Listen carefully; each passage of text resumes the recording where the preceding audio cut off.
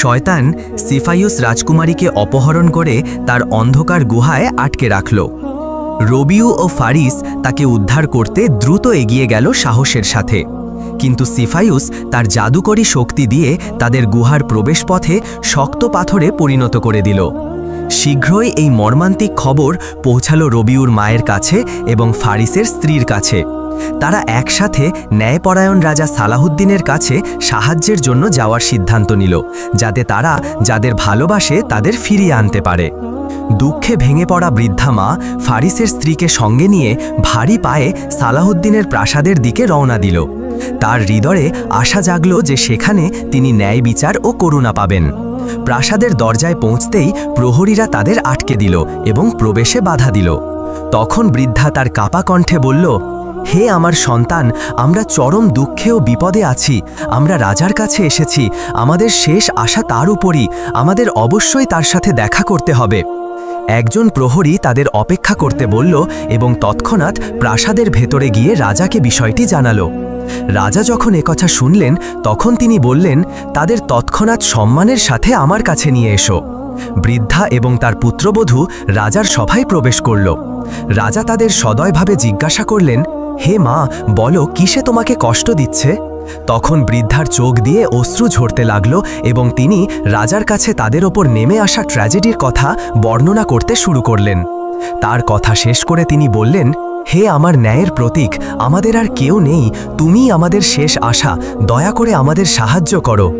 রাজা সালাহুদ্দিন তার রাজ্যে ঘটে যাওয়া এই বিপর্যয়ের কথা জানতেন না।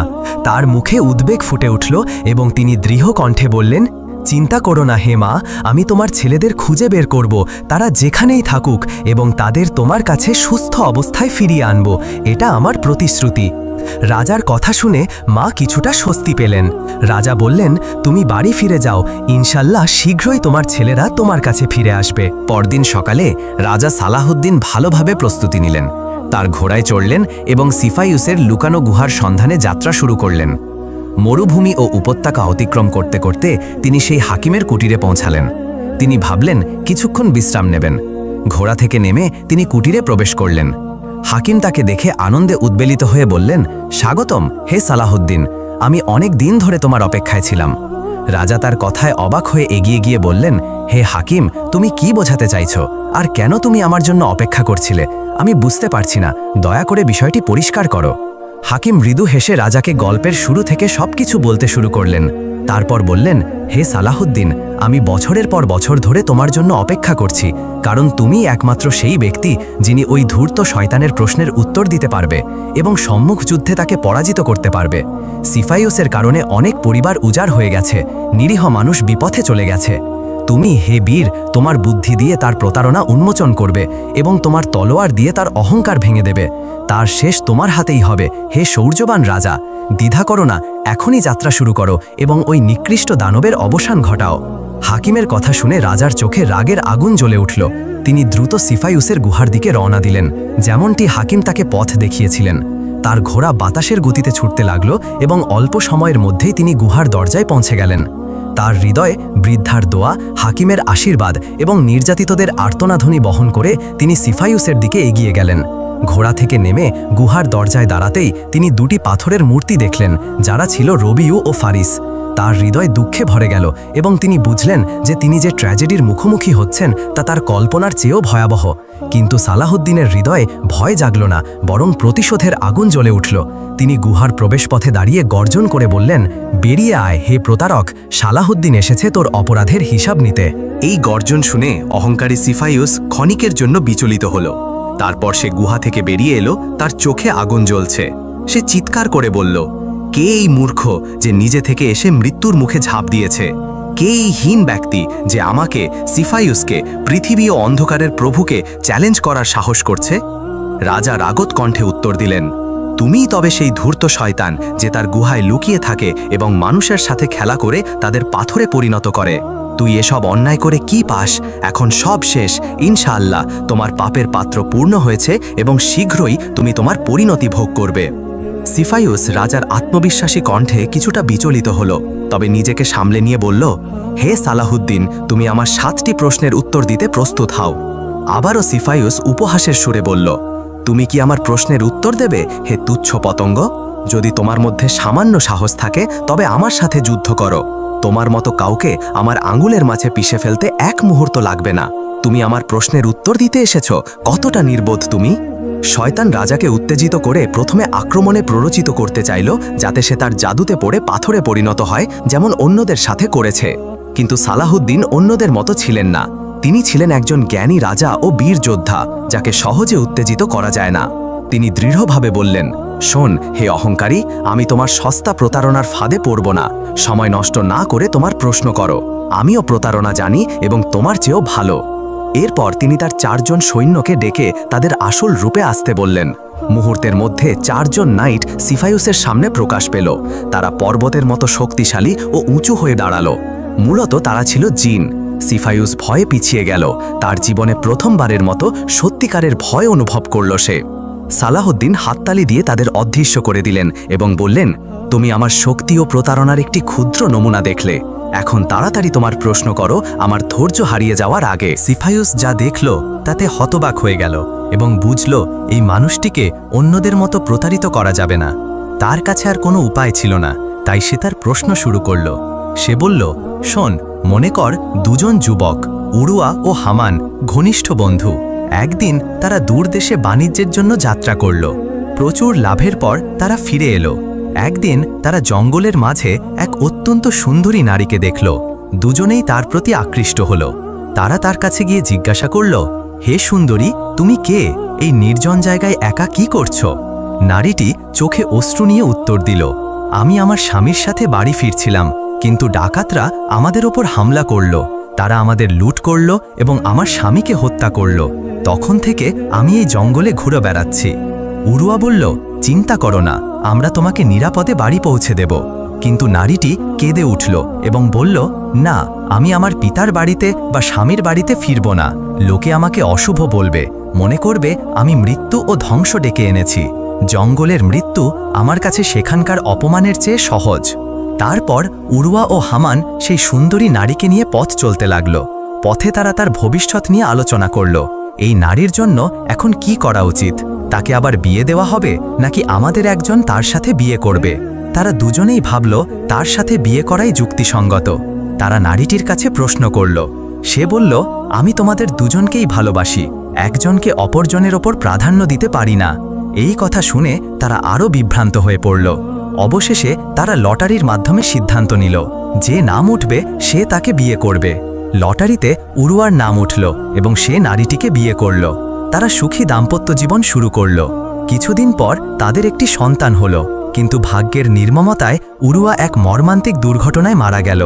উরুয়ার মৃত্যুর পর তার স্ত্রী হামানের কাছে গিয়ে তার স্বামীর বাণিজ্য ও সম্পদের অংশ দাবি করল। কিন্তু সত্যিটা হলো, উরুয়ার সম্পদ বা বাণিজ্যে কোনো অংশ ছিল না। সব কিছুই হামানের মালিকানাধীন ছিল। উরুয়া কেবল একজন কর্মী ছিল, যাকে হামান বাণিজ্যের বিষয়ে পরামর্শের জন্য রাখত। হামান তার দাবি পুরোপুরি প্রত্যাখ্যান করল। আদালত দুপক্ষের কথা শুনল এবং বিষয়টি বিবেচনার পর রাজা হামানের পক্ষে রায় দিলেন। তিনি বললেন, এই নারীর হামানের সম্পদে কোনো অধিকার নেই, কারণ এটি তার মৃত স্বামীর নয়। এই মুহূর্তে সিফায়ুস থামল এবং রাজা সালাহুদ্দিনের দিকে তাকিয়ে জিজ্ঞাসা করল, বলো, ওই রাজার রায় কি সঠিক ছিল? সালাহুদ্দিন মৃদু হেসে শান্তভাবে বললেন, না, আমি যদি ওই রাজার জায়গায় থাকতাম তবে ভিন্ন রায় দিতাম এবং নারীটিকে সম্পদের একটি অংশ দিতাম। সিফায়ুস অবাক হয়ে জিজ্ঞাসা করল, কেন? সালাহুদ্দিন উত্তর দিলেন, এটা সত্য যে উরবা কেবল একজন কর্মী ছিল, কিন্তু যে লাভ ও মুনাফা এসেছিল তা 2 বন্ধুর অংশীদারিত্বের ফল। তাই নারীটি তার স্বামীর অংশ হিসাবে অর্ধেক মুনাফার অধিকারী এবং তাকে তার ন্যায্য অংশ দেওয়া উচিত। সিফায়ুস রাজার জ্ঞানের প্রশংসা করে বলল, ভালো করেছ, তোমার রায় সঠিক এবং ন্যায়সঙ্গত, এতে কোনো সন্দেহ নেই। কিন্তু সে তৎক্ষণাৎ তার স্বর পরিবর্তন করে সতর্ক করে বলল, খুব বেশি আনন্দ করো না, কারণ তোমার সামনে এখনও 6টি প্রশ্ন বাকি আছে। রাজা আত্মবিশ্বাসের সাথে হেসে বললেন, প্রশ্ন করো হে ধূর্ত, আমি এখানে তোমার সব প্রশ্নের উত্তর দিতে প্রস্তুত। সিফায়ুস ক্ষণিকের জন্য দ্বিধা করল, তারপর বলল, শোন, সাবা রাজ্যে একজন ন্যায়পরায়ণ ও সাহসী রাজা ছিলেন, নাম ছিল তার তামিম। তিনি তার প্রজাদের প্রতি দয়ালু ছিলেন, তাদের সাহায্য ও সমর্থনে কখনো কার্পণ্য করতেন না। একদিন একজন ব্যবসায়ী তার 3 কানা ছেলেকে নিয়ে তার কাছে এলো। তারা সবাই রাজার সামনে মাথা নত করল। ব্যবসায়ী বলল, হে আমার মালিক, আমি বিপদে পড়েছি, আমার 1000 স্বর্ণমুদ্রা ঋণ প্রয়োজন। আমি প্রতিশ্রুতি দিচ্ছি 6 মাসের মধ্যে তা ফিরিয়ে দেব। আমার ঋণের জামিন হিসাবে আমি আমার 3 ছেলেকে তোমার কাছে রেখে যাচ্ছি। রাজা অবাক হয়ে বললেন, কিন্তু তোমার ছেলেরা তো কানা, তাদের রেখে কী লাভ? ব্যবসায়ী আত্মবিশ্বাসের সাথে বলল, এ কথা বলো না হে মালিক, আমার প্রথম ছেলে ঘোড়া চেনার ক্ষেত্রে বিশেষজ্ঞ, দ্বিতীয় ছেলে রত্নের গুণাগুণ বোঝার ক্ষেত্রে প্রতিভাবান এবং তৃতীয় ছেলে অস্ত্রশস্ত্রের শিল্পে পারদর্শী। তারা এসব কাজ স্পর্শ ও গন্ধের মাধ্যমে করে, দৃষ্টি দিয়ে নয়। যদি তারা মিথ্যাবাদী বা অক্ষম প্রমাণিত হয় তবে তাদের মাথা কেটে ফেলো এবং আমাকেও বিচার করো। রাজা তামিম এই দাবিতে অবাক হলেন, তবে তিনি প্রস্তাবে সম্মত হলেন এবং ব্যবসায়ীকে 1000 স্বর্ণমুদ্রা দিলেন। তিনি 3 ছেলের জন্য ভালো থাকার ব্যবস্থা ও খাবারের ব্যবস্থা করলেন। কিছুদিন পর একজন ঘোড়ার ব্যবসায়ী প্রাসাদে এলো এবং রাজার কাছে একটি অত্যন্ত সুন্দর ঘোড়া উপস্থাপন করল। ঘোড়াটির চেহারা ও গঠন এতটাই মুগ্ধকর ছিল যে রাজা তৎক্ষণাৎ তা কিনতে চাইলেন। ব্যবসায়ী বলল, হে প্রভু, এটি মদিনার খাঁটি ঘোড়া, আমি এটি অনেক কষ্টে এনেছি, তাই এর দাম একটু বেশি। রাজা, যিনি ঘোড়াটির প্রতি মুগ্ধ হয়েছিলেন, উচ্চ মূল্যে সম্মত হলেন। হঠাৎ তিনি ব্যবসায়ীর কথা মনে পড়ল, যিনি বলেছিলেন তার বড় ছেলের ঘোড়া চেনার অসাধারণ ক্ষমতা আছে। তিনি তৎক্ষণাৎ আদেশ দিলেন, ব্যবসায়ীর বড় ছেলেকে আমার কাছে নিয়ে এসো। ছেলেটিকে দ্রুত আনা হলো। রাজা বললেন, এই ঘোড়া সম্পর্কে তোমার মতামত কি? যুবক বলল, আপনার আদেশ হে প্রভু। তারপর সে ঘোড়ার কাছে গিয়ে স্পর্শ ও পরীক্ষা শুরু করল। তার কাজ দেখে উপস্থিত সবাই, এমনকি ব্যবসায়ীও হাসতে লাগল। একজন অন্ধ ব্যক্তি কিভাবে ঘোড়ার গুণাগুণ বিচার করবে? কিন্তু যুবক এসবে পাত্তা না দিয়ে ঘোড়াটি স্পর্শ ও গন্ধের মাধ্যমে পরীক্ষা করতে থাকল। ব্যবসায়ী ব্যঙ্গ করে বলল, বাস, তুমি কি তোমার নাক দিয়ে ঘোড়া পরীক্ষা করবে? কিন্তু যুবক উত্তর না দিয়ে মনোযোগ দিয়ে কাজ চালিয়ে গেল। কিছুক্ষণ পর সে ঘোড়া থেকে সরে এসে বলল, হে প্রভু, আমি আপনাকে এই ঘোড়া কেনার পরামর্শ দেব না। রাজা অবাক হয়ে জিজ্ঞাসা করলেন, কেন? এতে কি ত্রুটি আছে? যুবক বলল, হে প্রভু, আপনার একজন সৈনিককে এটির ওপর চড়তে বলুন, তাহলে কারণ স্পষ্ট হবে। রাজা একজন সৈনিককে ঘোড়ায় চড়তে আদেশ দিলেন। প্রথমে ঘোড়াটি স্থিরভাবে চলল, কিন্তু কিছুক্ষণ পর হঠাৎ লাফিয়ে উঠল এবং সৈনিককে মাটিতে ফেলে দিয়ে পাগলের মতো হ্রেষাধ্বনি করতে লাগল। ব্যবসায়ী হতবাক হয়ে বলল, হে প্রভু, এটি আমার সাথে আগে কখনো এমন করেনি। কিন্তু যুবক তাকে থামিয়ে বলল, শুধু তোমার সাথেই এমন করে না, কিন্তু কোনো সত্যিকারের অশ্বারোহীর সাথে এটি একই কাজ করবে। তুমি খাঁটি ঘোড়ার ব্যবসায়ী নও, বরং একজন রাখাল যে ঘোড়ার ব্যবসায় নেমেছে। ব্যবসায়ী আরও অবাক হয়ে জিজ্ঞাসা করল, তুমি কিভাবে জানলে আমি রাখাল?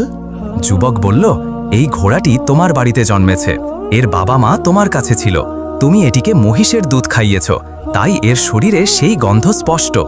এই গন্ধ থেকেই আমি সত্য জেনেছি এবং রাজাকে এটি না কেনার পরামর্শ দিয়েছি। ব্যবসায়ী পুরোপুরি হতবাক হয়ে গেল, কারণ যুবকের কথা পুরোপুরি সত্য ছিল। সে রাজার কাছে ক্ষমা চেয়ে তার ঘোড়া নিয়ে চুপচাপ চলে গেল। রাজা যুবকের জ্ঞানের প্রশংসা করে তার খাবারের পরিমাণ দ্বিগুণ করার এবং তার থাকার পরিবেশ উন্নত করার আদেশ দিলেন। যুবক প্রাসাদে আরাম ও সম্মানের সাথে বাস করতে লাগল। কয়েকদিন পর একজন রত্ন ব্যবসায়ী প্রাসাদে এলো এবং রাজার সামনে মূল্যবান রত্ন ও মণির সংগ্রহ উপস্থাপন করল। রাজা কিছু রত্নে খুব মুগ্ধ হলেন এবং ব্যবসায়ীর দ্বিতীয় ছেলেকে ডেকে আনার আদেশ দিলেন।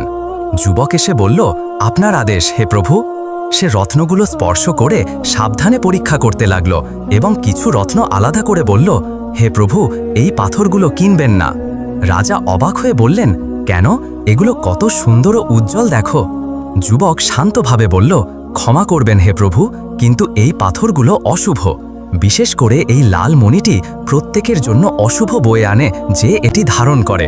এটি বড় ক্ষতি, সম্পত্তির ধ্বংস, এমনকি পরিবারের সদস্যদের মৃত্যু ডেকে এনেছে। সরকার এবং এই রত্ন ব্যবসায়ী এই সত্য জানত। ব্যবসায়ীর মুখ ফ্যাকাশে হয়ে গেল। সে পালানোর চেষ্টা করল, কিন্তু রাজার সৈনিকরা তাকে তৎক্ষণাৎ ধরে ফেলল। সে ক্ষমা ভিক্ষা করে বলল, হে প্রভু, আমি বড় ভুল করেছি। আমি রানী হেলেনের আদেশে এই অশুভ পাথরগুলো এনেছি। রাজা ক্রোধে জ্বলে উঠলেন এবং ব্যবসায়ীকে কারাগারে পাঠানোর আদেশ দিলেন। তিনি মধ্যম ছেলের জ্ঞানের প্রশংসা করে তার খাবারের পরিমাণও দ্বিগুণ করার আদেশ দিলেন। এভাবে বড় ও মধ্যম ছেলে তাদের দক্ষতা প্রমাণ করল। বড় ছেলে তার গন্ধের মাধ্যমে রাজাকে একটি ত্রুটিপূর্ণ ঘোড়া কেনা থেকে বাঁচালো, আর মধ্যম ছেলে স্পর্শের মাধ্যমে অশুভ রত্ন চিনে রাজাকে রক্ষা করল। এরপর একদিন একজন অস্ত্র নির্মাতা প্রাসাদে এলো। এটি ছিল ব্যবসায়ীর কনিষ্ঠ কানা ছেলের দক্ষতা পরীক্ষার সুযোগ। তাকেও পরীক্ষায় উত্তীর্ণ করা হলো এবং সে দারুণভাবে সফল হলো। সে রাজার জন্য সবচেয়ে উৎকৃষ্ট ও কার্যকর অস্ত্র বেছে নিল। রাজা তার জ্ঞানে মুগ্ধ হয়ে তার খাবারের পরিমাণও দ্বিগুণ করার আদেশ দিলেন। কিছুদিন পর ব্যবসায়ী 3 ছেলের কানা পিতা প্রাসাদে ফিরে এলো এবং রাজার কাছ থেকে ধার নেওয়া পুরো অর্থ ফিরিয়ে দিল। তারপর সে তার ছেলেদের নিয়ে প্রাসাদ ত্যাগ করার জন্য প্রস্তুত হলো। তখন রাজা বললেন, তুমি এই 3 ছেলের পিতা, তোমার নিজের দক্ষতা কি? ব্যবসায়ী আত্মবিশ্বাসের সাথে হেসে বলল, আমি মানুষের ধাতু চিনতে পারি। রাজা ব্যঙ্গ করে বললেন, সত্যি? তাহলে বলো, আমার ধাতু কি? ব্যবসায়ী এক মুহূর্ত দ্বিধা করে রাজার চোখের দিকে তাকিয়ে বলল, আপনি রুটিবালাদের বংশধর।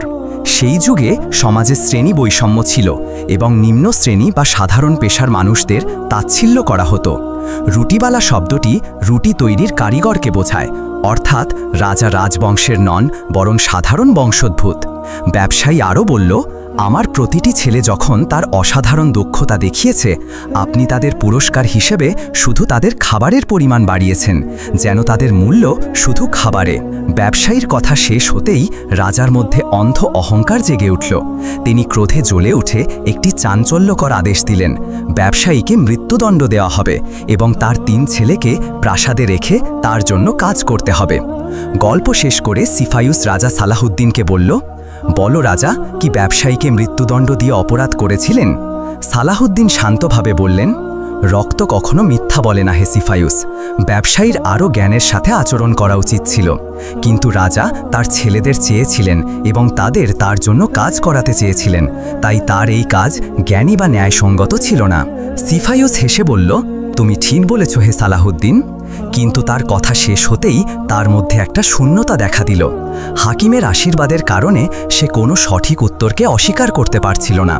সে অনুভব করল তার শক্তি ক্রমশ কমে যাচ্ছে। তার মুখে ভয় ও বিভ্রান্তি ফুটে উঠল। রাজা কঠিন কণ্ঠে বললেন, কি হলো হে ধূর্ত শয়তান? এখন কি ভাবছ? যদি তুমি তোমার পাপ করার আগে ভালোভাবে ভাবতে, তবে আজ এই অবস্থায় পড়তে না। এখন তোমার পরবর্তী প্রশ্ন করো হে পাপী। সিফায়ুস ব্যঙ্গের হাসি দিয়ে বলল, খুব বেশি আনন্দ করো না, মনে রাখো আমার কাছে এখনো 5টি প্রশ্ন বাকি। যদি তুমি পরবর্তী প্রশ্নের সঠিক উত্তর না দিতে পারো, তবে তৎক্ষণাৎ পাথরে পরিণত হবে। এরপর সে নতুন একটি ধাঁধা বলতে শুরু করল। সে বলল, শোন হে রাজা, একদিন একটি সাপ ও তার সঙ্গিনী, যারা ছিল রূপান্তরকারী পরিচিন, ঘন জঙ্গলে মানুষের রূপে বাস করছিল। তারা প্রেম ও আনন্দে মগ্ন ছিল, কিছুই তাদের বাধা দিচ্ছিল না। সেই মুহূর্তে একজন রাজা একটি হরিণ শিকার করছিলেন। হরিণের দিকে তীর নিক্ষেপ করার সময় তিনি তীর ছুড়লেন, কিন্তু হরিণ পালিয়ে গেল। তীরটি গিয়ে মানুষের রূপে থাকা সেই সাপের বুকে বিঁধল। সাপের সঙ্গিনী স্থির হয়ে গেল এবং তীরের দিকে তাকিয়ে রাজাকে তার ঘোড়ার উপর ধনুক হাতে দেখল। সে তৎক্ষণাৎ সত্য বুঝল। রাজাও হতবাক হয়ে গেলেন। এই নির্জন জঙ্গলে একজন পুরুষ ও নারী কি করছে? তীর লাগার কিছুক্ষণ পরই সাপটি তার প্রিয়তমার কোলে শেষ নিঃশ্বাস ত্যাগ করল। সাপের সঙ্গিনী একটি মর্মান্তিক চিৎকার করল, যা জঙ্গলের নীরবতা ভেঙে দিল। তার চিৎকারে দুঃখ ও কষ্ট ছিল। রাজা দোষী বোধ করে ও বিচলিত হয়ে তার ঘোড়া থেকে নেমে তাদের দিকে এগিয়ে গেলেন। কিন্তু এক পা এগোতেই তিনি দেখলেন মৃত সাপের দেহ মানুষের রূপ থেকে তার আসল সাপের রূপে ফিরে গেল। পৃথিবী তার পায়ের নিচে কেঁপে উঠল।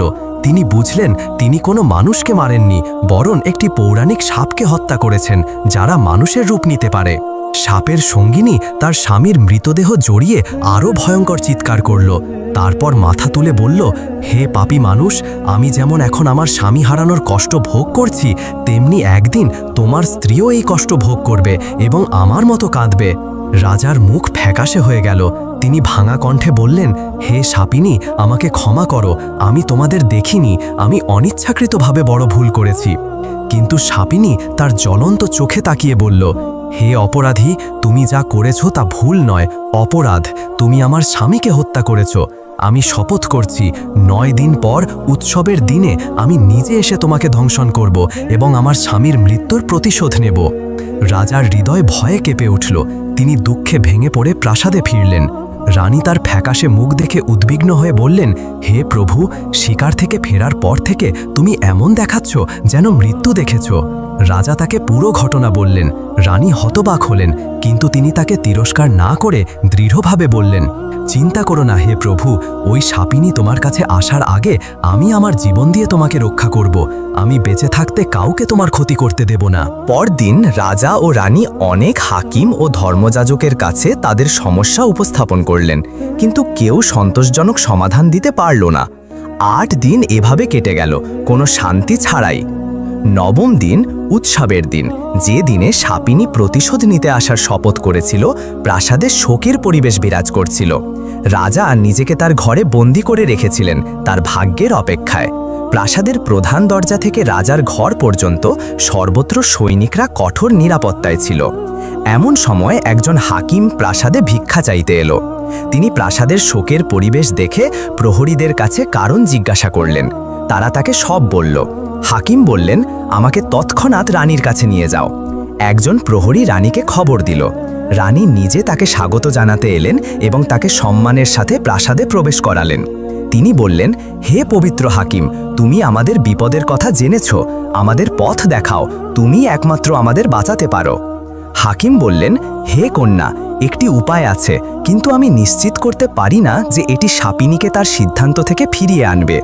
রানী অনুরোধ করে বললেন, দয়া করে বলো, এতে হয়তো আমাদের মুক্তি মিলবে। হাকিম বললেন, শোনো হে কন্যা, প্রথমে প্রাসাদের সব জায়গা থেকে নিরাপত্তা সরিয়ে ফেলো এবং রাজাকে রক্ষার জন্য ছড়িয়ে থাকা সৈনিকদের সরিয়ে দাও।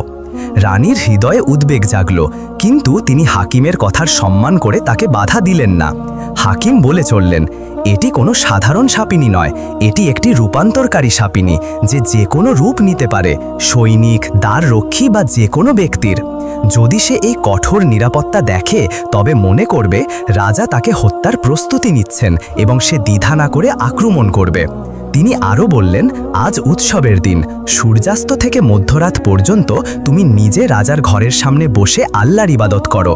কিছু সৈন্যকে জঙ্গলে পাঠাও সাপের বাচ্চা আনতে।